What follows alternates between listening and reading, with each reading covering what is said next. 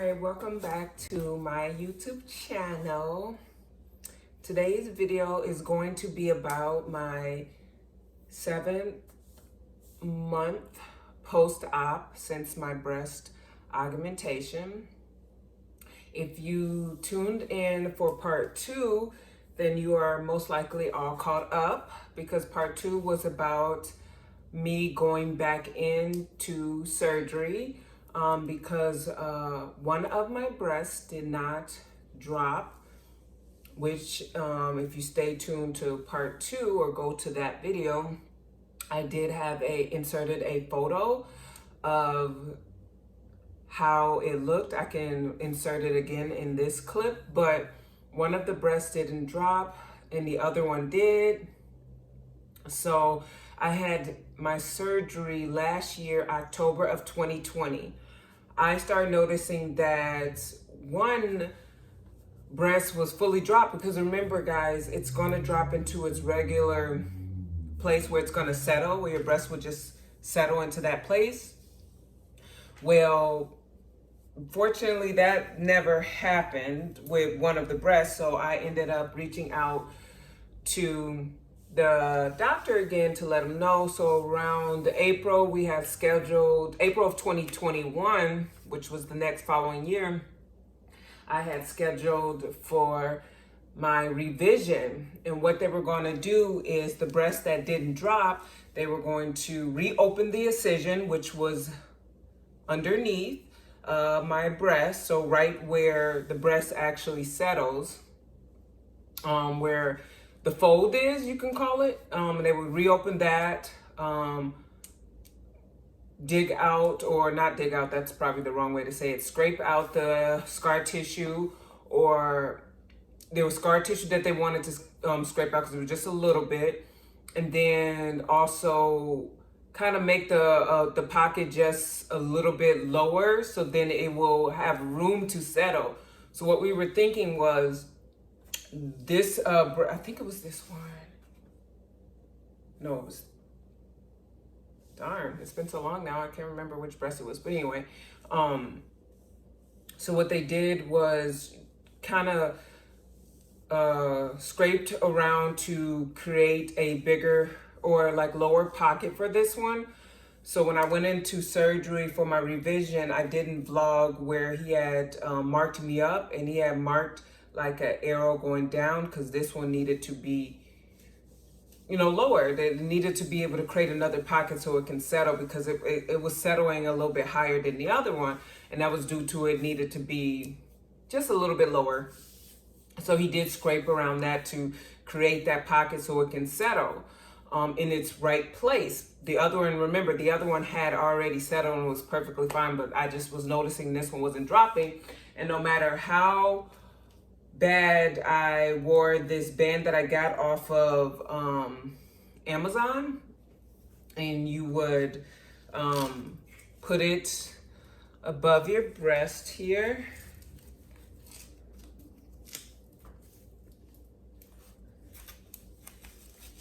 And no matter how bad I did this one wasn't just dropping. It just wouldn't do it. So I just went into surgery again, and it actually helped, and now my breasts, both of them, have dropped. So I was originally 485 cc's in both, but when one wasn't dropping, me going into surgery was totally free of charge. I went up a little bit with 520 cc's, which they said that is equivalent. That's not gonna make so much of a difference, but that's kind of what I wanted. I didn't want to have big boobs. I'm very skinny. I'm 5'8". And at that time, I only weighed like 130 something. Now I'm like 143 or something like that, 145, I'm not sure. So I just wanted my breasts to not look top heavy. So yes, I agreed on 520 cc. So he did put 520 cc's in both. And again, experience for the first surgery versus the second one, I woke up in not pain at all. And the reason why that is when you first go into surgery, as Dr. Tao said, they aggressively created that pocket so the breast implants will fit. I was a 34B. So they had to create that pocket. So there's a lot of scraping that they have to do to create that pocket. Well, being that he already did the aggressive surgery the first time, he wasn't creating me another pocket because he already had did that with the first implants. So when I went in for the second one to create that revision, he only had to just scrape a little bit right here, underneath my fold, where my scar was, open it back up and just scrape there. So literally I woke up and they immediately asked me, how do you feel? I'm like, I feel no pain. It didn't feel heavy like that elephant on my chest. I was like, something is weird. He's like, so when I did my follow-up a week later, I got to talk to Dr. Tao. Said, yeah, that was kind of painless for the second one. He said, yeah, because you were not going aggressive to create another. You already had the pocket from the first one. We were just creating or correcting the one breast, and just making sure that we have that breast implant settle this time. So just making sure that the pocket was big enough so it can settle. And that's why you had less pain. I was like, yeah, I didn't even have to use none of the pain pills that you guys prescribed me again for the second surgery. So good news to anyone. I mean, I hope that you wouldn't have to go through another second surgery like me, but you won't be in pain like the first one. They shouldn't have to do aggressive surgery to create the pocket, because you would already have had one if you had implants before. So that was good. Now, far as in healing time for the second one, well, the first one, the healing was good, except for, again, one breast wasn't dropping. But far as in the healing process, the wounds, the scar on both were healed perfectly fine. I did want to insert a clip of the scar and what it looked like the second time when they had to reopen it, because again, I went a little bit bigger in both. So I kind of want to show you the scar. So if you are like grossed out, then you would want to skip past this point. I am going to insert a clip of the scar. It does kind of look pretty bad, but when you see the healing, it all makes sense because, again, you're being reopened up. So please see attached the video of the scar for the second surgery with that revision and see how it looked. Currently on Medicare, call for your free no obligation Medicare benefits review.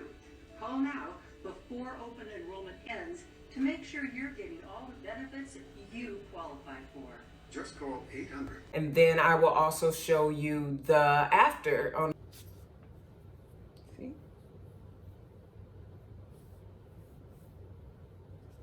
How I am looking like for the scar now for my 7th month post-op, which it looks perfectly healing perfectly fine because I stay on my regimen that I created, because again, I don't know if anyone stayed tuned to the original video where I was telling you about my 6-month post-op and I was giving you guys my routine on what I do. So I was telling you guys that they include the $50 silicone gel for scars with your procedure.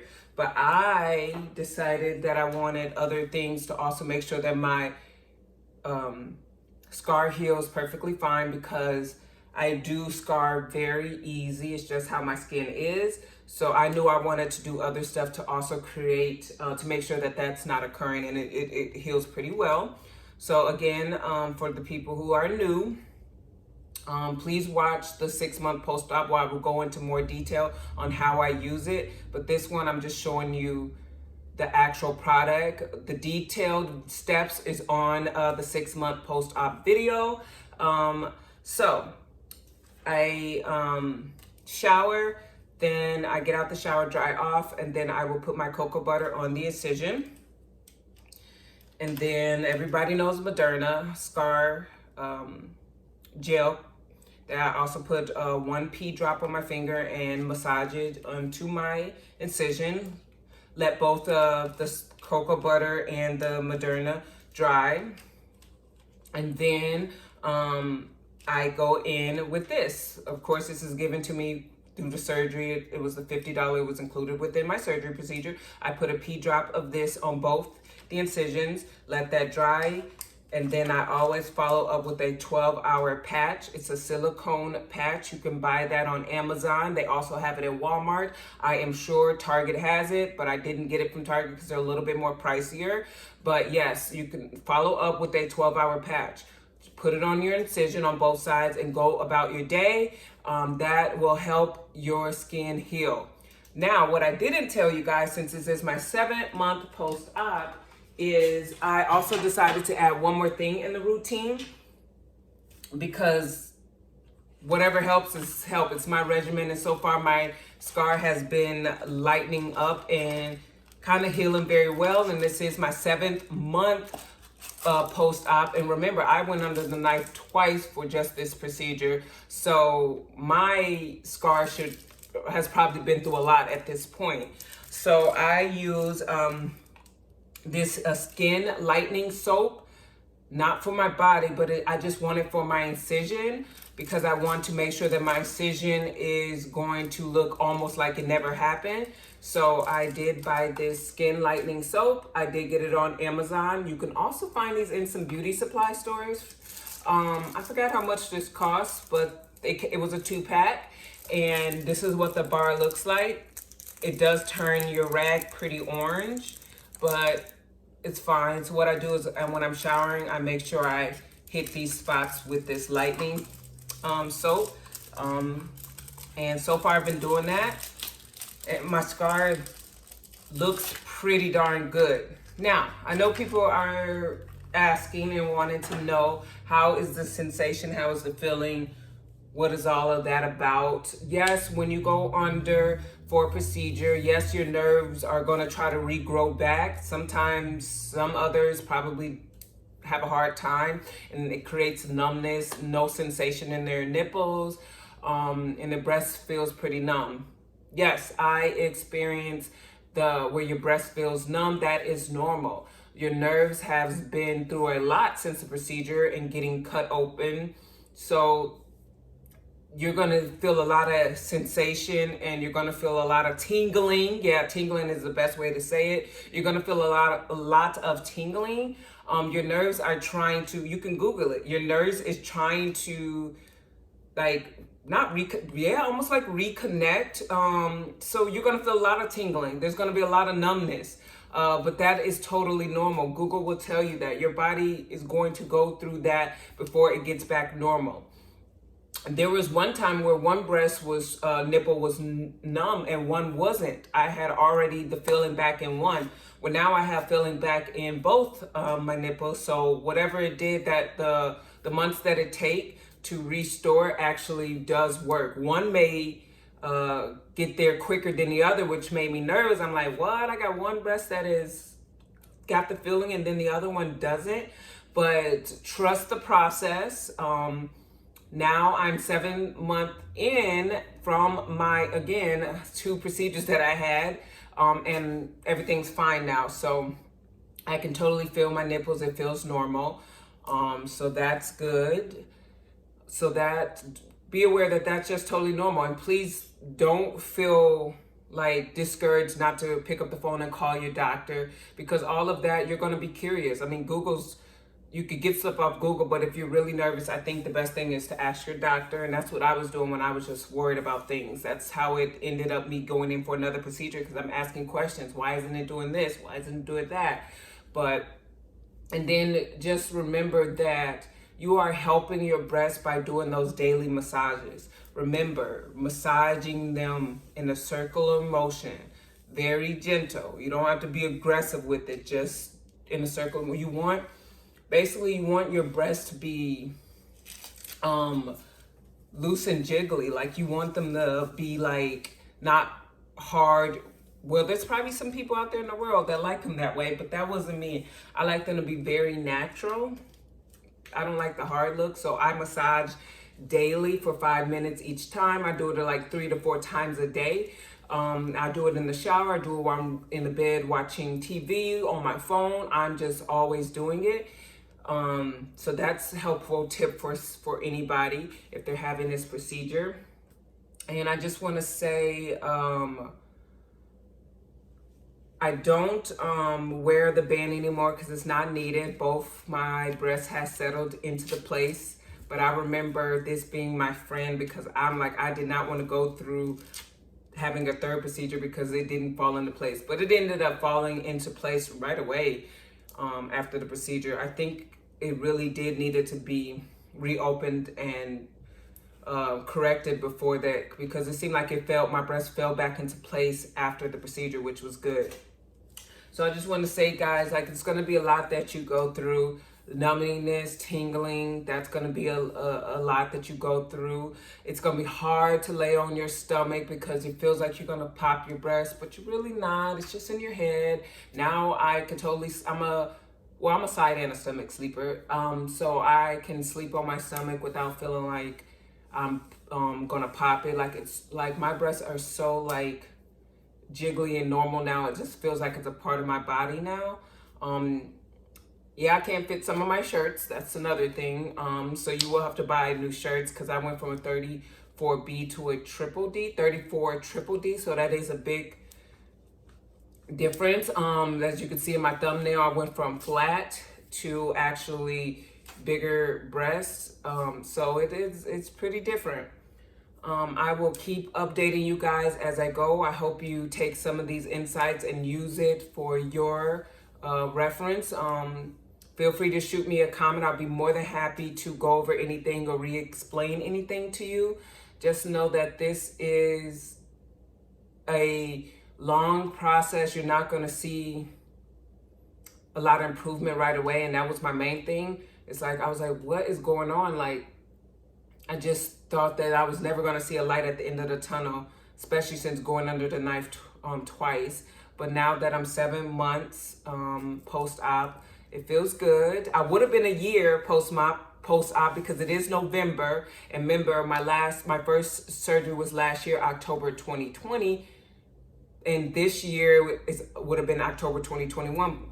But unfortunately, I ended up going back in under this year, April of 2021. So technically, I'm no longer a year. I mean, I guess if you could look at it both ways, I still was a year post-op from the original one, but I went back in the night, under the night again. So technically, I don't even know. I just consider this my 7th month post-op because now I'm finally going through the journey of healing and relaxing and enjoying my breast for what they are now. So thanks again, guys. I just wanted to keep updating you on the little secrets to the breast augmentation surgery.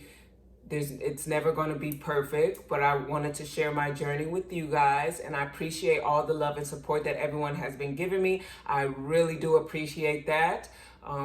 And even the negative feedback as well. This is just something I wanted to do for myself. As you can see, I didn't have no breasts. And this is something that I really wanted to do for myself, and I'm not ashamed of it. And I love myself no matter what, but this is something I wanted to do for me. So again, thank you, YouTube. It's been great. I will keep checking back in. Thank you for tuning in for my 7th month post-op, and I hope you guys enjoyed it. Have a good one.